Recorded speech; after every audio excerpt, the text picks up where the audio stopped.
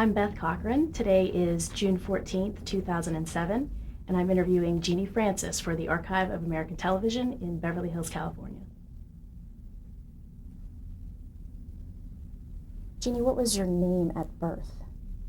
Eugenie Ann Francis. And when were you born? 1962, May 26th. Where were you born? Englewood, New Jersey. And where did you grow up? Centerport, Long Island, early part of my childhood, and then the San Fernando Valley. And what was your father's name?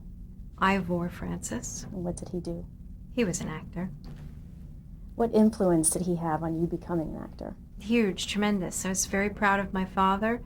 I was very proud when he was recognized to be at his side and sort of experience that with him. And then, of course, he read his scripts in front of me, with me. We watched television together, and he would constantly point out different things about acting, good moments and bad. What do you think was the most important thing he taught you about acting? Respect for the craft. And what about your mother? What is her name? Rosemary Daly Francis. And what did she do? She wanted to be an actress. She was an actress for a brief period of time. My parents met in New York, and they were both doing JB on Broadway. And my mother became pregnant shortly thereafter, and so she stopped working. She was a model, too. My mother was a beautiful woman.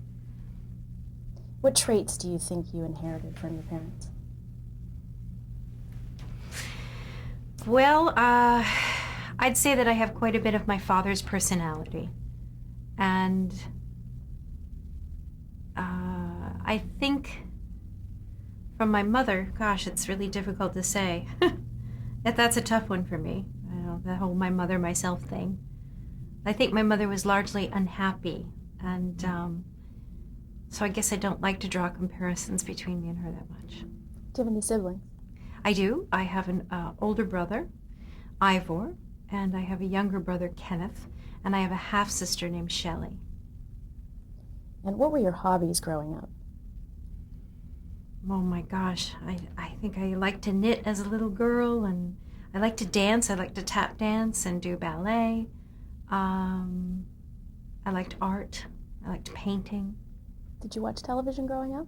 Oh, yes. Do you remember what shows? The Brady Bunch. That was my favorite show. Did you know what you wanted to be when you grew up? Oh, yes, I wanted to be an actress. What was your first exposure to acting? Well, it was sort of always there in my life, because watching my father, even as a little toddler, I remember sitting in front of the television set. My mother was watching my father on one of the New York soaps, and I got upset and started to cry because Daddy was burning up. And, then she had to turn off the TV and explain, no, it's just a story, and Daddy's not. So, it was always in my life. What was your first professional acting job? There was a show called Family with Christy McNichol. I did a 2-part episode of that, in which I played, a nasty, mean little girl picking on Christy McNichol. What do you remember about doing that show? I was terrified. I remember lying, too. I remember lying to get the job. It's interesting. At the age of 13, I knew to lie to get a job. One of the first questions was, can you ride a skateboard? Oh, yes, of course can. Yes, I ride a skateboard. And I did my reading, and I knew I impressed them, and I went home and I just skateboarded all weekend, Friday night, all Saturday, all Sunday, scraped myself up, everything, just so that if I got the job, I could skateboard. Now let's talk about General Hospital in 1976. How did that come about for you? The General Hospital interview came up just 3 months after doing the job on Family. It was actually my second audition after having done Family. And I went through, I think, maybe 3 different interviews in the process of getting the job. And I thought I'd lost it, actually. And then, because I was supposed to hear on a Friday and I didn't hear. And then on Monday, at the close of Monday, I got a little message in algebra class from my parents saying, you got the job, work starts on Friday. What do you remember about that first interview, that first audition? I remember feeling an affinity for the character right away. I knew that I could play her. And I knew that there was much more inside me than was on these little sides that they gave me. And I was just eager to show people what I knew I could do. As a newcomer to soaps and to General Hospital, how were you treated by the rest of the cast and the crew? They thought I was a cute little kid, and I was at that time. I remember I was afraid of Denise Alexander, the lady who played my mom, because she was the big star at the time. And the directors used to say to me, "Don't get in Miss Alexander's light. You can never do that. Never get in Miss Alexander's light." No, I won't do that. I remember being counted down for the first time. No one told me, the cue was 5, 4, 3, and silent 2, 1, and a wave. I didn't know that. So when they did it to me the first time, silent 3, 2, 1, wave, and I went, I didn't know. No one told me. What was the full name of the character you played? She was Laura Vining when she was first brought back. She had been raised by another woman, so she was Laura Vining, and then adopted to Leslie's married name, which was Faulkner, and then she was Laura Faulkner after that. And how was she introduced as a teenager into the story, back into the story? In the story, she had been living with Barbara Vining and having problems there. Her early childhood was tossed around between these two women and not really knowing who her mother was. So this sense of not belonging, not fitting in, very easy for me to relate to, and wanting to be loved, very easy for me. And she ran away to, I guess, a commune. So my very first scene was of Laura in this silly, granny dress in the commune with this crazy character named Buck. And I guess it was Leslie and Dr. Rick who came and rescued Laura from that situation. How do you feel that the character fit into the rest of General Hospital, to the other characters?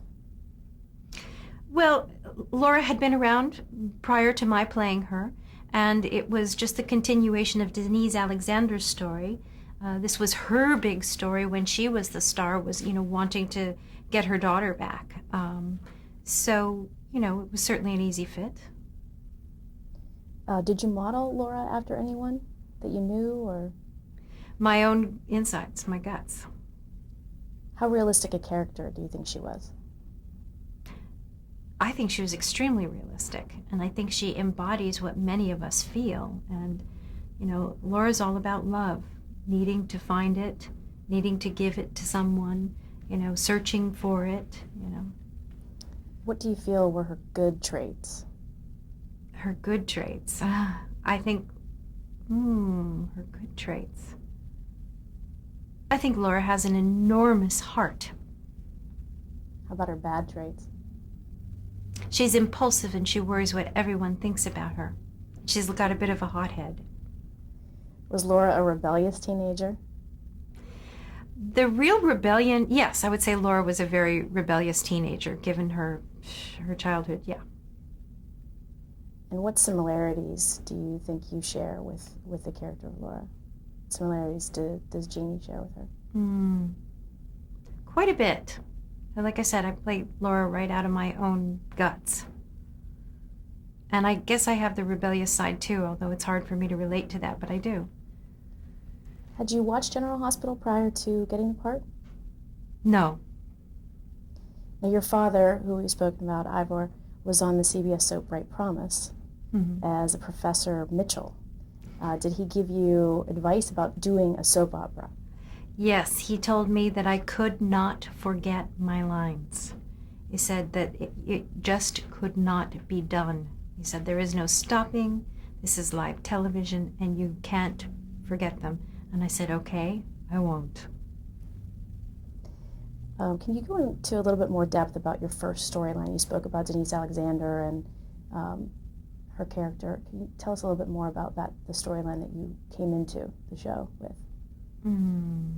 It was really about Laura coming back into Leslie's life, and I made the decision that Laura really did love her mother Leslie and had missed out on, felt sort of trapped over with the Vinings. And so it was her yearning to be loved by her mother and to express her love to her mother. And for all the years that they missed. So it was her yearning for her mother that brought me on. What was the relationship like between you and your on-screen mother, Denise Alexander? Well, in the beginning, it was a little bit tense for me. I think the first thing she said to me is, "Oh, good, you're short." Yeah, there was a height requirement for Laura, too. I think I lied a little bit about that, too. But I quickly started to learn from her, and she liked me because I was very respectful of her. I wasn't any kind of a know-it-all kid. I very much respected who she was and wanted to please her. So she liked me and began to teach me right away, and I think many of her mannerisms and some of her delivery actually imprinted on me and is part of my style. Talk about the introduction of Ken Schreiner as Scotty Baldwin, who was Laura's love interest. Yeah, that was such a wonderful time in my life. And, I began quickly I was working I was working pretty much full-time and didn't go to school anymore. And Ken was just like, he was the only boy on the block, and we quickly fell in love with each other, and not so quickly, really. It was a long time because it took about a year of, sort of flirting and knowing that we both loved each other in a way, but couldn't really, because I was quite a bit younger than him. So, that was an on-screen romance that quickly became an off-screen romance. What was a typical day like for you on this set? You talk about, school and tutors. What was it like for you on a daily basis? It was basically, it was pretty much show up and go where you're told to go. I was a good soldier, When I was brought to the teacher's room, the teacher told me what to do, and I did it. And then I had to get in a certain amount of time. Brought to the stage, I was told what to do, and I did it. It's basically, I learned how to be a good soldier. Did you work with an acting coach at that time? No. Did you ever feel like you were missing out on your adolescence? I really remember being sad about not ever going into high school. When they convinced me to take the proficiency exam and leave school so that I could have more time on the set and work 5 days a week and all this sort of thing, I do remember feeling a sadness at that time that I would never enter the high school and that I would never know what that was like, because I never set foot on the campus. There's a part of me, even today, I sometimes have nightmares about it, that I'm back in high school, or could I go back to high school, or just want to see what that was. There's definitely a blank spot for me. Going back to Ken Schreiner in the character of Scotty, rumor has it that Scotty was your first kiss. Yes, is that true? That's true. Was that an awkward situation for you? Very. Come on, in front of the camera. It was horrible. And all the people sitting there, like all of you there, watching. I think I was like this. I think I was stiff as a board, and my notes from the director were, you could kiss him back. Just so nervous. What were your first impressions of executive producer Gloria Monty when she came on board in 1978? I loved her. I thought she was fantastic because right away she saw me. She could see the passion in me. She knew it was there. She wanted to use it, exploit it even, and I was happy about that. And we had an interesting way of communicating with each other. It was almost nonverbal. Could look in her eyes, and I knew what she wanted, and she looked at me, and a few hand signals, and a moment of silence where our eyes are locked, just as Tony and I do before we work, and I knew what she wanted. What was her vision for the character of Laura when she first came on board? She did not bring me on board. I was there when she arrived, when Gloria arrived. I was hired by another producer. What I think Gloria's vision for me was that the show was on from, at that time, 3 to 4.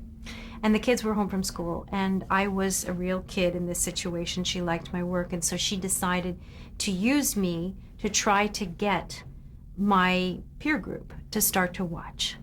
That was her plan, and she actually took me and my father to breakfast at the Beverly Hills Hotel. I'll never forget it. And she said, I want to go after this demographic, and I want to use your daughter to do this, Ivor.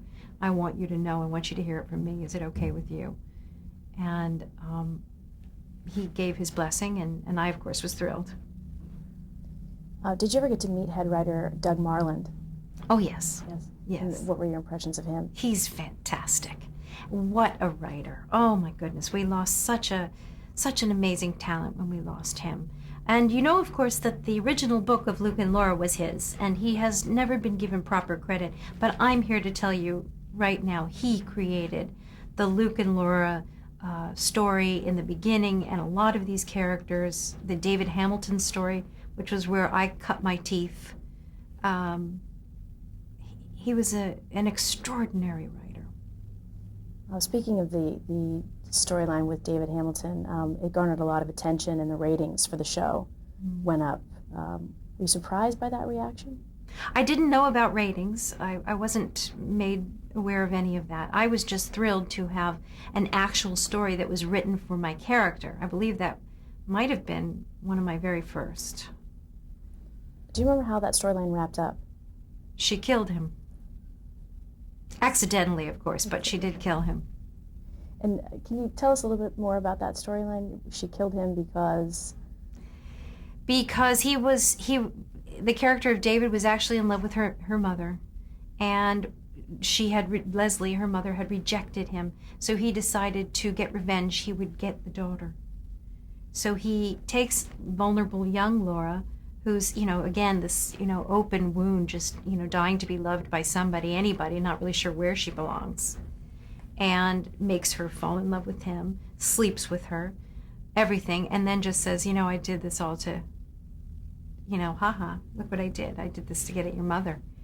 And Laura freaks out, shoves him. He trips, when he stumbles backwards and trips, falls against the hearth and cracks his head open and dies. And at that, Laura actually, from the shove forward, doesn't remember anything. She goes into a fury of rejection, and the off button gets switched in Laura. I've always said Laura has an off button. And it gets switched, and she shoves, she freaks, she goes out the door. Then she has a mental block. She cannot remember what happened in the room. She literally can't remember. And her mother comes in the room, finds the body there, and thinks, oh my God, Laura did this. And the mother takes the rap. She's for the murder of David Hamilton. So again, it's a triangle between mother, daughter, and this man. Speaking of triangles, in 1978, the show introduced a new young villainess, Barbara Jean Bobby Spencer, played by Jackie Zeman. Describe the rivalry between Laura and Bobby. I think it was terrific. I think it's one of, it's every woman has a rival, right? So you have to put that into the storytelling, and they fight over Scotty, and it was great. I used to love the fighting scenes. It used to be kind of fun to see. Well, we never knew who was going to come out the winner. And I have to say, I enjoyed the fight. What was your relationship like with Jackie off screen? Good. Jackie was always very kind to me. Jackie was also 10 years my senior, so I think, she kind of, I wasn't really a peer of hers. I was a kid to her. But she was always very nice to me. Luke had been helping his sister Bobby scheme against Laura, but it was months before the two of them met face to face. What were Laura's first impressions of Luke? It's interesting because Laura's first impressions of Luke, I remember Gloria, who, again, Gloria had this sort of vision about what she wanted to do, and what she gave me as my intention or whatever was that Luke was someone like no one else you've ever seen in the world, and he is fascinating to you. And he is just a little bit dangerous, but utterly fascinating to you. And you can't figure him out. So it wasn't like there was a physical attraction right away. It was just that he was just, something so intriguing. Do you remember what was going through your mind the first time you met Tony Geary? I thought he seemed very quiet and very shy when I met him. When I worked with him, it was quite a different experience. You know, I never knew what he was going to do. Even though we would have maybe 3 or 4 rehearsals, he would save what he was going to do or say until tape was rolling. That was very new set of rules for me. I wasn't used to that. And I felt sort of like, rather than, some actors would step aside today and say, hey, how dare you do that to me? I didn't know enough at that point to say that. All I thought was, I'm not about to be undone. You want to try to scare me? You want to try to knock me off my center? Not me. I can play hardball. I'm no sissy. And so I think it's sort of established right away, sort of a dynamic between the two of us. I never knew what he was going to do, and I was damned if I was gonna let him throw me. Did you have any idea at that point the kind of relationship that would develop between Laura and Luke? No, I didn't really know where they were taking. I knew that they were going to develop something between the two of us, and I did like the work. It was very challenging for me. So I didn't know where it was going, but I did enjoy the process. Talk a little bit about the wedding between Laura and Scotty. Oh, that was so cute. It was a cute little wedding. I loved her little wedding dress. It was adorable, little Victorian thing. By the fountain in the park, in the fake park. Yeah, that was cute. I don't remember much about it other than the dress. Do you remember anything about the scenes of their Hollywood honeymoon? Oh, yes, that was a lot of fun. Again, though, this was probably one of the first remotes for the show, and certainly my first remote. And I remember that being very, very intimidating. And again, from 5 o'clock in the morning, ripped out of your car into the makeup and hair and immediately into this sort of guerrilla movie making style. And again, Gloria has this very huge amount of things she wants to accomplish in not enough time, but she's going to do it anyway. And, there's a huge montage of different things. There was one of them ending up on the beach with the two of us running and playing in the sand. And, it just kept, and I was terrified about that moment. Even at 114 pounds, terrified to be seen in a bathing suit. I made myself sick over it. But I do remember when it was all over, and it was with Ken, who I felt so safe and comfortable with. And I remember when it was all over, the two of us going into the honey wagons, soaking wet from the beach. We had our bathrobes on. We were snuggled together eating ice cream cones. It was fun. Now, a little bit later, when the rape storyline took place between Laura and Luke, there was a lot of,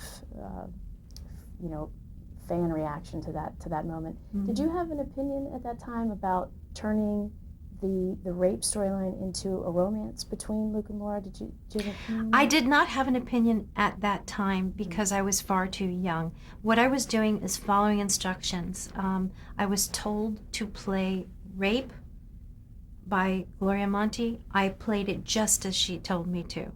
And then as she took me through the story further and further, some things she didn't want me to know, she would tell me, later on a little bit more, that perhaps it was really more of a seduction than a rape. But at the time she told me to play rape. So really I was following instructions like a good soldier. How significant was the Laura, Luke, Scotty love triangle within the show at that time? I'd say it was very significant. That was the thrust of the show. And when did you feel like Laura had grown into a woman? Oh, I wouldn't say that. Not until very recently. I would say, Laura is terribly immature. She's kind of damaged, so she's not really womanly. There's a lot of child in Laura and a lot of child in me. In the summer of 1980, Luke and Laura ended up going on the run. Talk a little bit about their time hiding out in Wyndham's department store and dancing to Fascination. that was really a lot of fun to do because we were actually in a real department store after hours and running around doing silly things like turning the wigs around on the mannequins and, breaking into the perfume department and trying on the clothes and so on. It was fun. It's a fantasy, and I felt like I was actually living it. And I was, in some ways, actually living the experience. I had a good time. Why do you think fans fell in love with Luke and Laura and were rooting for them while they were on the run? Well, isn't it you and me against the world? Isn't that what it is? Isn't it, how we would like Romeo and Juliet to have ended, I think